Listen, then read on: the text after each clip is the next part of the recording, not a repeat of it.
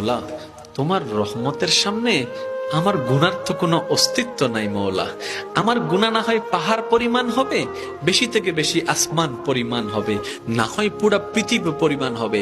তোমার রহমত তো অগণিত, তোমার রহমত তো অসীম, তোমার রহমত তো আনলিমিটেড।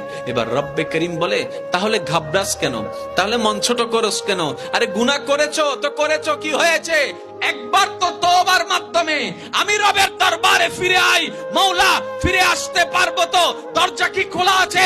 রব্বে করিম বলে, মরণের আগ পর্যন্ত, কিয়ামতের আগ পর্যন্ত, সূর্য পশ্চিম আকাশে ওঠার আগ পর্যন্ত দরজা খোলা আছে, দরজা খোলা আছে, দরজা খোলা আছে।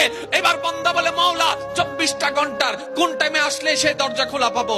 রব্বে করিম বলে, আরে ব্যাংকের দরজা খোলা থাকে নির্দিষ্ট সময়ে, অফিস আদালতের দরজা খোলা থাকে নির্দিষ্ট সময়ে, এমনকি ঘরের দরজাও খোলা থাকে নির্দিষ্ট সময়ে, এর বাইরে যাই না। কিন্তু তোর রবের দরবার এমন একটা দরবার, 24টা ঘন্টার যেই কোনো মুহূর্তে তুই আসবি, তোর রবের দরবার তোর জন্য খোলা থাকবে। সুবহানাল্লাহ।